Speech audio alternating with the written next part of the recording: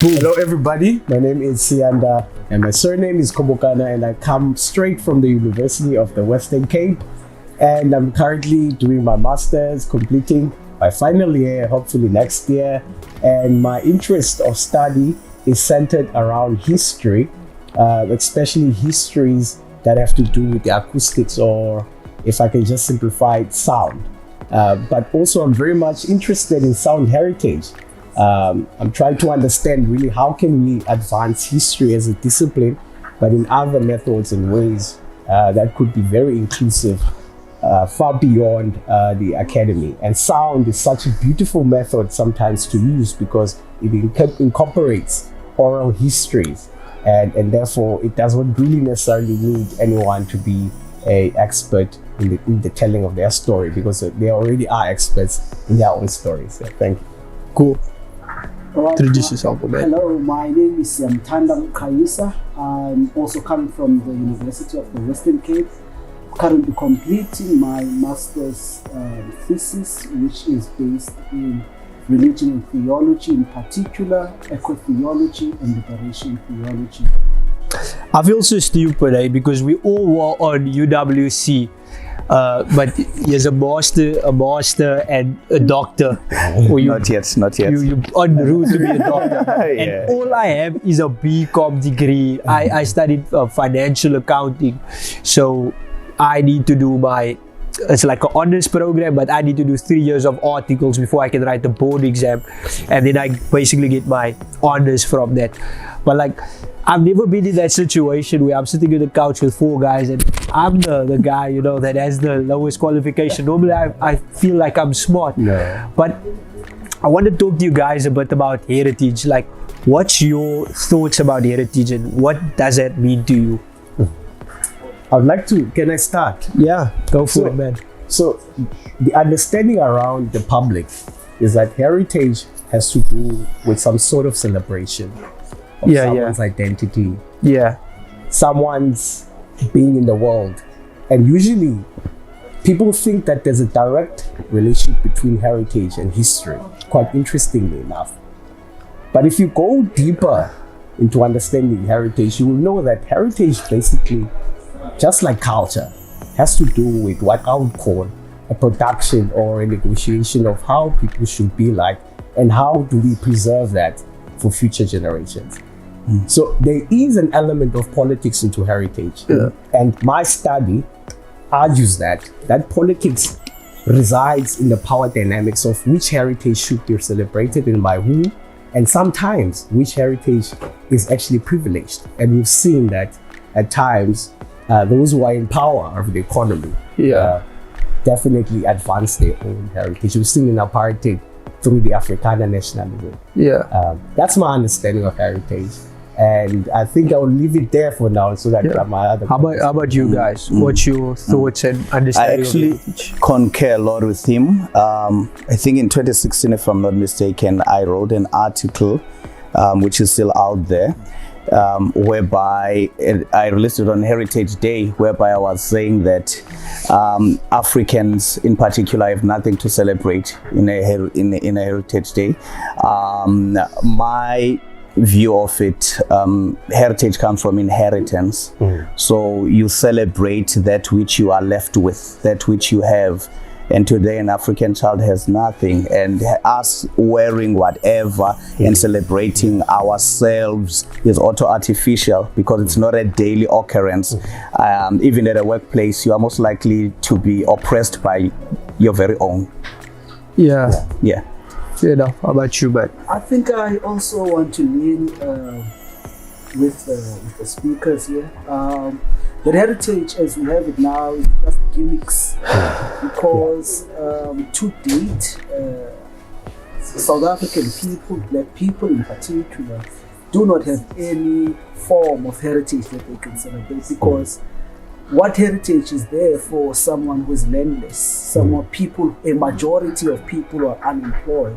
The majority of people who don't have means of power to do production. So yes, we have no heritage. besides our landlessness. Perhaps that's our heritage, our landlessness. You know, our non-being, because without land, we are just non-beings. Yeah, you know, I never even knew what Heritage Day was about. Like, I never thought about it because I'm a South African just like you guys. But I always knew there's a holiday, 24th of September, Heritage Day. But I never even thought about, like, where does this day come from? Like, is any of you guys, like, you know the history behind Heritage? Probably you history. Well, the short of it is that historically, heritage belonged actually to a national ethnic group, which are the Zulu people, and they used to celebrate Shaka. Actually, it was Shaka Day. Shaka Day. But then it was incorporated into the story of the South African new nation as we were deciding what are these days that are going to symbolize national unity, reconciliatory politics. Politics that me and my colleague don't really align with, because what are we reconciling on if we don't have land? So what did the Zulus, what was their heritage about then? They were also about celebrating a particular history around Shaka as a person, and how Shaka was basically a dominant figure in Southern Africa in terms of warfare. So for them, it was about, as my brother mentioned, about linking into a certain inherited history that belonged to this figure of Shaka. And by the way, the figure of Shaka is not necessarily also without any duplication from white people, as we've also come to know that history that they celebrate is not as pure as it is. So heritage, in a way, shouldn't, if this heritage that we celebrate today does not seek to address some of the problems of the past, then we need to really give it question from celebration into interrogation. So the thing about, like, the whole world is that we have this grandiose, like, idea of the way things should be, but nobody really has a way to actually make it happen. If you guys were the president, what would you do differently, and where do you think the problems in South Africa lies? Fire everyone now. Everyone, just like, so with that being said, like, what do you guys think, like, if you were the president and you were tasked with fixing South Africa, what would you do to fix South Africa, and what do you think the impact of that will be, and explain why you think so? All right. Mine is very simple. We would need to first start where we lost it. To begin with, South Africa is an injustice as a place. And we have never gotten South Africa back. This was not meant to be what we have termed now that we are liberated. This was meant to be a settlement towards a liberation, which we then termed into us being liberated. So as my colleague has said here, start everything from ground zero, and then let us come back to ourselves, our African selves, and base our identity as one. South Africa currently is a story of two tales.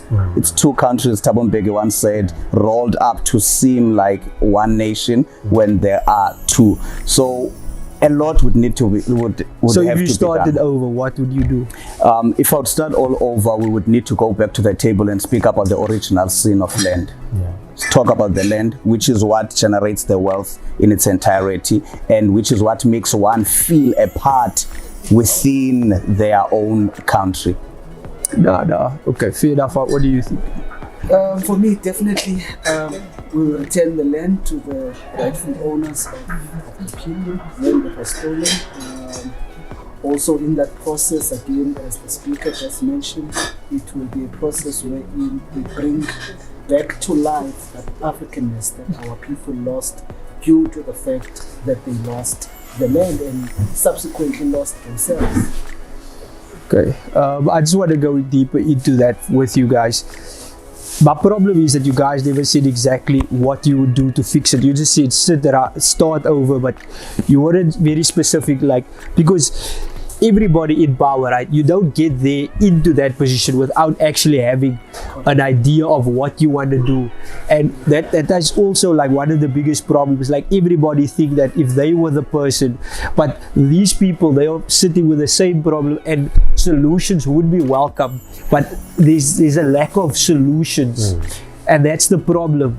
Like I feel like people should be more motivated to actually come up with solutions and then really bring that forward to government. But people aren't always motivated to do that. That's I think would be the best thing for South Africa. So anything to add on that? I think you are correct. But for me, what we need is basically a new type of a CODESA. I would argue that perhaps the one that we had was really about bringing vote to people, and we did give people votes, but we need an economic CODESA of some sorts that would empower people. What do you mean by when you say CODESA?